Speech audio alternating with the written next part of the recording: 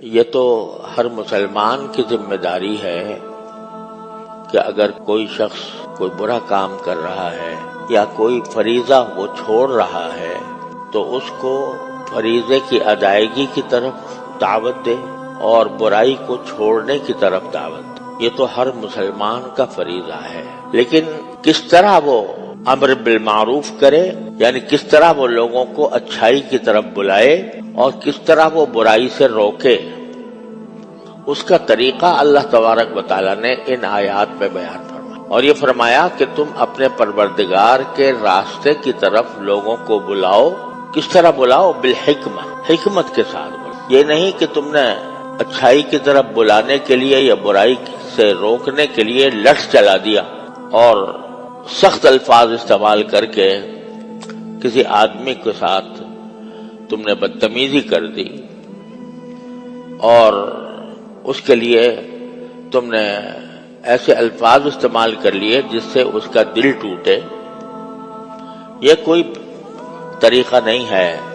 دعوت کا یا امر بالمعروف اور نہی عن المنکر کا، بلکہ حکمت کے ساتھ کرو۔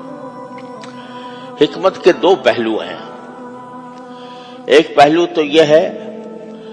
کہ ایسا ماحول دیکھو، ایسا موقع دیکھو جبکہ کوئی بات دوسرا اطمینان کے ساتھ سن سکے اور سن کر اس کو قبول کرنے کا ماحول موجود ہو۔ ایک آدمی جو ہے وہ کہیں دوڑا چلا جا رہا ہے اور آپ اس کو راستے میں روک کر اس کو دعوت دینا شروع کر دیں، یا اپنے کسی کام میں مصروف ہے، دل اس کا اس کام میں لگا ہوا ہے، اس وقت میں آپ دعوت کی بات شروع کر دیں یا امر بالمعروف اور نہی عن المنکر شروع کر دیں، یہ کوئی حکمت کا تقاضا نہیں ہے۔ حکمت یہ ہے کہ مناسب وقت تلاش کرو، مناسب موقع تلاش کرو اور اس مناسب موقع اور مناسب وقت پر جا کر بات کرو۔ اور بسا اوقات ایسا ہوتا ہے کہ بعض برائیاں ایسی ہوتی ہیں کہ جن پر ایک دم سے انسان پر حملہ کر دینا یا ایک دم سے اس کو اس برائی سے روک دینے میں دشواری پیدا ہوتی ہے، لیکن اگر رفتہ رفتہ ذہن بنا کر رفتہ رفتہ اس کو حق کے قبول کرنے کے لیے آمادہ کر کے بات کرو گے تو اس کا اثر ہوگا۔ اب موقع تلاش کرنے کے لیے کس طرح موقع تلاش کیا جائے، اس کو اللہ تعالیٰ جب کسی کے دل میں دعوت کا جذبہ اور اخلاص پیدا فرماتے ہیں تو پھر اس کو یہ اندازہ بھی ہو جاتا ہے کہ بھئی کب ایسا موقع آ گیا ہے کہ میں اس کو تلقین کروں، اور تلقین بھی اس طرح کروں کہ اس کے دل میں اتر جائے۔ مثال کے طور پر حضرت مولانا محمد قاسم نانوتوی رحمۃ اللہ علیہ جو ہمارے دارالعلوم دیوبند کے بانی ہیں، ان کے بارے میں منقول ہے کہ ان کے ایک دوست تھے، اور وہ تھے تو دوست کچھ بچپن سے چلے آتے ہوں گے، لیکن تھے حلیہ ان کا سارا انگریزی تھا، انگریزی لباس میں ملبوس رہتے تھے، اور پھر بھی حضرت نانوتوی رحمۃ اللہ علیہ کی خدمت میں آ رہے ہیں، جا رہے ہیں، وہ ان سے دوستی کا معاملہ کر رہے ہیں اور محبت کا برتاؤ بھی فرما رہے ہیں۔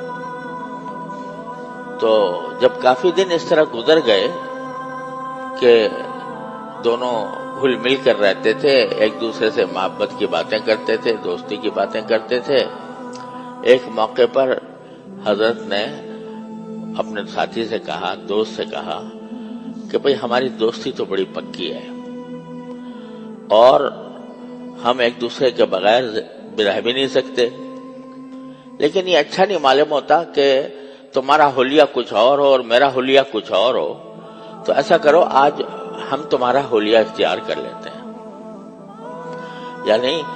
یہ کپڑے جو تم پہنتے ہو یہ مجھے دے دو اور میں پہن لوں گا، اور جو میں پہنتا ہوں وہ تم پہن لینا۔ بس یہ کہنا تھا، اس کے اوپر جو ہے شرمندگی کا ایک فوارہ چھوٹ پڑا۔ اس نے کہا حضرت میں معذرت خواہ ہوں کہ اتنے دنوں سے مجھے ایک خیال نہیں آیا، اور آپ کی میں رفاقت میں رہتا ہوں، آپ کی صحبت میں رہتا ہوں، اور پھر بھی میں نے اپنے آپ کو آپ جیسا بنانے کی کوشش نہیں کی، تو آج آپ نے ایسی بات کہہ دی کہ اب اس کے بعد میرے آپ کے لوہے میں کوئی تبدیلی نہیں ہوگی۔ تو انتظار کیا اس بات کا کہ وہ دوستی پروان چڑھ گئی، ایک دوسرے کے قریب آ گئے، اور قریب آنے کے بعد پھر ان کو نصیحت کی۔